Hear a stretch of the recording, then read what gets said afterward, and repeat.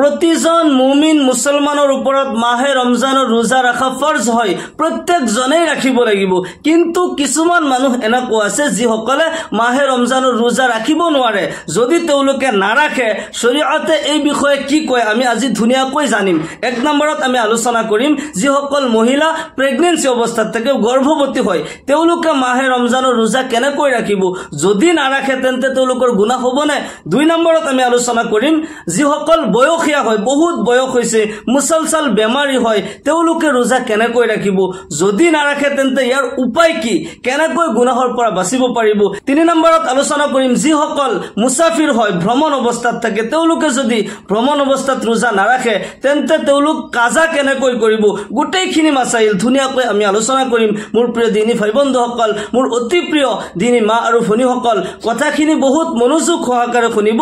মাসাইলখিনি আমাৰ প্ৰতিজনৰ লাগতিয়াল হয়। প্ৰতিজনৰে জীৱনত মাসাইল আহিব পাৰে, বেমাৰ আজাৰ হ'ব পাৰে, আমি ভ্ৰমণতো থাকিব পাৰোঁ, প্ৰত্যেক ঘৰতে আমাৰ মহিলা মা ভনীসকল আছে, সুবিধা অসুবিধা বেমাৰ আজাৰ এইবোৰ আমাৰ হৈয়ে থাকে। মাহে ৰমজানৰ ৰোজা যিহেতুকে আমাৰ প্ৰতিজনৰ ওপৰত ফৰজ হয়, আল্লাহ তাআলাই কোৰআনে কাৰিমত হুকুম কৰে, ইয়া আইয়ুহাল্লাযীনা আমানু কুতিবা আলাইকুমুস সিয়ামু কামা কুতিবা আলাল্লাযীনা মিন ক্বাবলিকুম লাআল্লাকুম তাত্তাকুন। আল্লাহ তাআলাই কয়, হে মুমিনসকল, তোমালোকৰ ওপৰত মাহে ৰমজানৰ ৰোজা ফৰজ কৰা হৈছে যিদৰে তোমালোকৰ পূৰ্বপুৰুষসকলৰ ওপৰত ৰোজা ফৰজ কৰা হৈছিল, যাতে তোমালোক মুত্তাকিন হোৱা। প্ৰতিজন মুমিন মুছলমান আকিল বালিগে মাহে ৰমজানৰ ৰোজা ৰাখিবই লাগিব। কিন্তু কিছুমান মানুহ এনেকুৱা আছে যিসকলৰ বিষয়ে শৰীয়তে কিছু আঁচনি দিছে, তেওঁলোকে যদি ৰোজা নাৰাখে, এই মাহত ৰোজা নাৰাখে, তেওঁলোকৰ গুনাহ নহয়। মোৰ প্ৰিয় দিনী ভাই বন্ধুসকল, এই মাসাইলখিনি বুজাৰ আগতে আমি তিনিটা বস্তু মনত ৰাখিব লাগিব, আমি জেহেন নাচিন কৰিব লাগিব, তেতিয়া আমি সহজত মাসাইলখিনি বুজি পাম। আমি মনত ৰাখিব লাগিব মাহে ৰমজানৰ ৰোজাৰ কাজা কাক বোলে, কাফাৰা কাক বোলে আৰু ফিদিয়া কাক বোলে। প্ৰথমতে আমি এইখিনি বস্তু মনত ৰাখিব লাগিব, এইখিনি প্ৰথমতে জানি লওঁ। আল্লাহ তাআলাই যিদৰে মাহে ৰমজানৰ ৰোজা ফৰজ কৰিছে, সেইদৰে সুবিধা অসুবিধাটো আল্লাহ তাআলাই জানে। আল্লাহ তাআলাই বান্দাক সৃষ্টি কৰিছে, সেই হিচাপত আসানিও দিছে। ফামান কানা মিনকুম মাৰিদান আও আলা সাফাৰিন ফাইদ্দাতুম মিন আইয়ামিন উখাৰ। আল্লাহ তাআলাই কয়, যদি তুমি বহুত বেমাৰ অৱস্থাত থাকা, যদি তোমাৰ বহুত বেমাৰ হয় বা তুমি ভ্ৰমণ অৱস্থাত থাকা, তেতিয়া অন্য দিন এই ৰোজাবোৰ কাজা উঠাই ল'বা।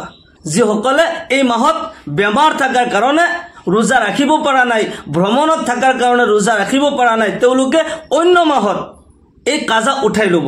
এটা বছৰৰ মূৰত যিহেতুকে ৰমজান মাহৰ ৰোজা আহে, সেইকাৰণে এই ৰোজা মাফ নাই, এই ৰোজা কাজা কৰিব লাগিব। এতিয়া কাৰ কাৰ কাজা, কাজা কোনে কোনে কৰিব পাৰিব আৰু কাৰ ওপৰত কাফাৰা লাজিম আহিব আৰু কোনে কোনে ফিদিয়া দিলে মাহে ৰমজানৰ ৰোজাৰ ফিদিয়া আদায় হ'ব, পাপৰ পৰা বাচি যাব, এইখিনি আমি ধুনীয়াকৈ আলোচনা কৰিম। এক নম্বৰত কাজা।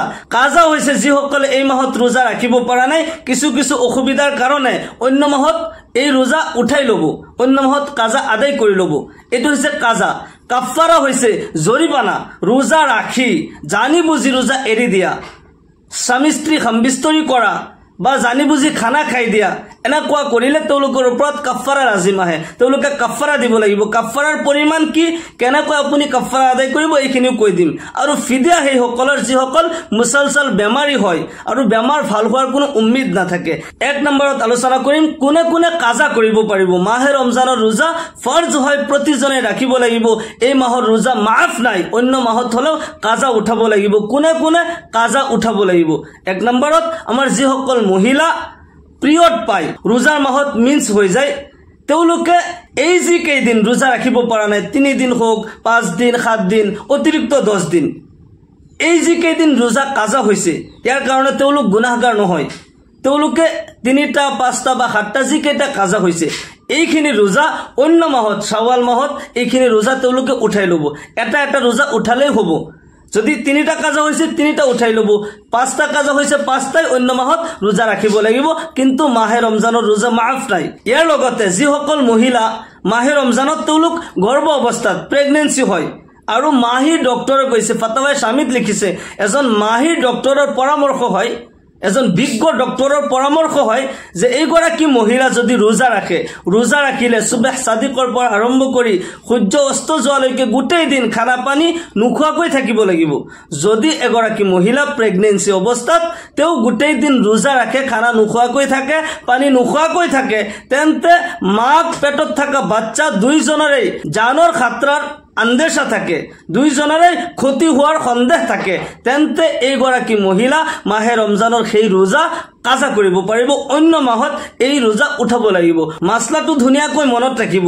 নিজে ভবাকৈ নিজৰ মনত লাগিছে যদি মই ৰোজা ৰাখোঁ তেন্তে কিবা ক্ষতি হ'ব নেকি, পেটত থকা বাচ্চাৰ কিবা প্ৰব্লেম হ'ব নেকি, নিজে ভাবি ভাবি যদি আপুনি ৰোজা নাৰাখে তেন্তে আপুনি গুনাহগাৰ হ'ব। এজন বিজ্ঞ ডক্টৰৰ পৰামৰ্শ হ'ব লাগিব। এজন ডক্টৰে তেওঁ ইলমে তিব পঢ়িছে, মানুহৰ শৰীৰৰ বিষয়ে পঢ়িছে, তেওঁ ভালকৈ জানে আপোনাৰ কোন বস্তুৰ প্ৰয়োজন, আপোনাৰ কোন সময়ত কি বস্তু লাগে, শৰীৰত কোনটো বস্তুৰ অভাৱ হৈ আছে, কেনেকৈ তেওঁ থাকিলে তেওঁ সুস্থ থাকিব। এজন বিজ্ঞ ডক্টৰে ভালকৈ বুজি পায়। এজন বিজ্ঞ ডক্টৰৰ পৰামৰ্শ যদি এনেকুৱা হয় যে ৰোজা ৰাখিলে মাক কিংবাতো বাচ্চাৰ বা মাক বাচ্চা দুইটাৰে ক্ষতি হোৱাৰ সন্দেহ থাকে, তেতিয়া আপুনি এই ৰোজা কাজা কৰিব পাৰিব। নহ'লে নিজে ভাবি কিন্তু আপুনি কাজা কৰিব নোৱাৰিব, তেতিয়া আপুনি গুনাহগাৰ হ'ব। মনত ৰাখিব মাছলাটো। ইয়াৰ লগতে যিসকল কেঁচুৱাৰ মাক হয়, সৰু কেঁচুৱা হয় আৰু ডক্টৰৰ পৰামৰ্শ হয় যদি মাকে ৰোজা ৰাখে বাচ্চাই গাখীৰ নাপায়, মাকো দুৰ্বল হয়, বাচ্চাও দুৰ্বল হয়, আৰু ডক্টৰৰ পৰামৰ্শ হৈছে যে যদি মাকে ৰোজা ৰাখে বাচ্চাই কষ্ট পাব বা বাচ্চাৰ জানৰ খাতৰা হয়, এনেকুৱা মহিলায়ো মাহে ৰমজানৰ ৰোজা কাজা কৰিব পাৰিব। কাজা কৰাটো জায়েজ হ'ব, কিন্তু নিজৰ ভাৱে নিজে ভাবাকৈ ৰোজা কাজা নকৰিব। ভাল ডক্টৰৰ পৰামৰ্শ মতে যদি হয় তেতিয়াহ'লে আপুনি মাহে ৰমজানৰ ৰোজা কাজা কৰিব পাৰিব। আৰু এই মাহত যিখিনি ৰোজা কাজা হৈছে, অন্য মাহত যেতিয়া সুস্থ হৈ যায় অন্য মাহত এইখিনি ৰোজা কাজা উঠাই লোৱাটো জৰুৰী হয়। এটাৰ বদলা এটাই উঠাব, দুটাৰ বদলা দুটাই উঠাব, পাঁচটাৰ বদলা পাঁচটাই উঠাব। যিকেইটা কাজা হৈছে সেইখিনি কাজা অন্য মাহত সেইখিনি ৰোজা ৰাখিব লাগিব। এয়া হৈছে মাহে ৰমজানৰ ৰোজাৰ কাজা। এইসকল মানুহে ৰোজাৰ কাজা কৰিব পাৰিব। 2 নম্বৰত কাফাৰা কোনে কোনে দিব লাগে? কাফাৰা সেইসকলে দিব লাগিব যিসকলে মাহে ৰমজানৰ ৰোজা অলৰেডি ৰাখিছে, ৰোজা ৰাখি তাৰপিছত জানি বুজি তেওঁ খানা খাই দিছে বা স্বামী স্ত্ৰী হামবিস্তৰি কৰিছে, তেওঁলোকৰ কাৰণে মাহে ৰমজানৰ ৰোজাৰ কাফাৰা লাজিম আহে। তেওঁলোকে কাফাৰা দিব লাগিব। আৰু কাফাৰাৰ চুৰত হ'ব এনেকুৱা, অন্য মাহত তেওঁ মুছলছল 60টা ৰোজা ৰাখিব লাগিব। এটা ৰোজাৰ বদলা 60টা ৰোজা ৰাখিলে তাৰ কাফাৰা আদায় হ'ব। মনত ৰাখিব, যিসকলে ৰোজা ৰাখি জানি বুজি খানা খাই দিছে, স্বামী স্ত্ৰী সহবাস কৰিছে, জানি বুজি ৰোজা ভাঙি দিছে, তেওঁলোকৰ কাৰণে ডাবল ডাবল আজাব হয়। এটা ৰোজাৰ বদলা 60টা ৰোজা ৰাখিলে তেওঁৰ কাফাৰা আদায় হ'ব। 60টা নাৰাখিলে নহ'ব, 60টাই ৰাখিব লাগিব, তেওঁলোকৰ জৰিমনা হয়। মাহে ৰমজানৰ ৰোজাৰ কিমান দাম হয়, এই মাহৰ এটা ৰোজা অন্য মাহৰ 60টা ৰোজা ৰাখিলে ইয়াৰ জৰিমনাহে আদায় হয়। 60টা ৰোজা ৰাখিব লাগিব। গতিকে এই ভুল যাতে আমি কোনো দিনেই নকৰোঁ, ৰোজা ৰাখি জানি বুজি যাতে আমি ভুল নকৰোঁ, জানি বুজি যাতে ৰোজা নাভাঙো। এটা ৰোজা ভাঙিলে অন্য মাহত 60টা ৰোজা ৰাখিলে ইয়াৰ কাফাৰা আদায় হ'ব। মাছলাটো মনত ৰাখিব। এয়া হৈছে মাহে ৰমজানৰ ৰোজাৰ কাফাৰা। 3 নম্বৰত যিসকল মুছলছল বেমাৰী হয়, বহুত বয়স হোৱাৰ কাৰণে বা এনেকুৱা অসুস্থ হৈছে, এনেকুৱা বেমাৰ হৈছে যি বেমাৰ ভাল হোৱাৰ কোনো উম্মিদ নাই, কোনো আশা নাই, তেতিয়া তেওঁলোকে কি কৰিব? তেতিয়া এইসকলেতো ৰোজা কাজা কৰিব। বহুত বয়স হৈছে বা এনেকুৱা বেমাৰ যি বেমাৰ ভাল হোৱাৰ কোনো চান্সেই নাই, ভৱিষ্যতে যে সেই বেমাৰ ভাল হ'ব কোনো আশা নাই, তেতিয়া সেইসকল মানুহৰ কাৰণে ফিদিয়া হয়। 30টা ৰোজা যদি কাজা হৈছে 30টাৰে ফিদিয়া হ'ব। 5টা 10টা যিকেইটা কাজা হৈছে এইকেইটা ৰোজাৰ ফিদিয়া আদায় কৰিব। আৰু ফিদিয়াৰ পৰিমাণ হ'ব এক ৰোজাৰ ফিদিয়া হৈছে 1 সদকাতুল ফিতৰৰ পৰিমাণ। এটা সদকাতুল ফিতৰৰ পৰিমাণ 1633 গ্ৰাম গেহু বা তাৰ মূল্য। এয়া হৈছে আটাইতকৈ কম দামী সদকাতুল ফিতৰ। ইয়াৰ পৰিমাণ আদায় কৰিলেও হৈ যাব। যদি বেমাৰী উম্মিদ নাই, ভাল হোৱাৰ কোনো আশা নাছিল, কিন্তু তেওঁ এই মাহে ৰমজানৰ ৰোজা কাজা হোৱাৰ কাৰণে ফিদিয়া আদায় কৰি দিছে, কিন্তু তাৰ পিছত মানুহজন ভাল পাইছে, আল্লাহৰ হুকুম, যদিও বেমাৰ ভাল হোৱাৰ কোনো আশা আমাৰ নাছিল, কিন্তু আল্লাহৰ হুকুম ভাল হৈ গৈছে, তেওঁ ইতিমধ্যে এই ৰোজাৰ ফিদিয়াও আদায় কৰি দিছে। এতিয়া কি কৰিব? এতিয়া তেওঁ যিকেইটা ৰোজা কাজা হৈছিল এইকেইটা ৰোজা ভাল হোৱাৰ পিছত এইখিনি ৰোজা তেওঁ ৰাখিব লাগিব আৰু যিখিনি ফিদিয়া আদায় কৰিছিল এই ফিদিয়া ইয়াৰ সওয়াব তেওঁ পাই যাব এইখিনি ফিদিয়া সদকাত সুমাৰ হৈ যাব তেওঁ এইখিনি ফিদিয়া যে দিছিল সদকাতুল ফিতৰৰ পৰিমাণ যিখিনি দান তেওঁ গৰীব মিসকিনক কৰিছিল এইখিনিৰ তেওঁ সওয়াব পাব মাসলাখিনি বহুত জৰুৰী হয় আমি প্ৰত্যেকজনে মাসলাখিনি মনত ৰাখিব লাগিব কাজা কাফাৰা আৰু ফিদিয়া কোনে কোনে কাজা কৰিব পাৰিব আকৌ মই কৈ দিছো যি সকল মহিলা মাভনী সকলৰ পিৰিয়ড পাই মিন্স হৈ যায় যি কেইটা কাজা হয় অন্য মাহত এই কেইটা কাজা এটাৰ বদলা এটাই উঠাব তিনিটাৰ বদলা তিনিটা কাজা কৰিব পাঁচটাৰ বদলা পাঁচটা কাজা কৰিব সাতটাৰ বদলা সাতটা কাজা কৰিব আৰু সেই সকল মহিলা যি সকল গৰ্ভ অৱস্থাত থাকে প্ৰেগনেন্সি অৱস্থাত থাকে আৰু মাহি ডক্টৰৰ পৰামৰ্শ হয় যে তেও ৰোজা ৰাখিলে মাক কিংবা তো সন্তানৰ বা মাক সন্তান দুইজনৰে জানৰ খাতৰা আছে তেতিয়া হলে তেও এই মাহৰ ৰোজা কাজা কৰিব পাৰিব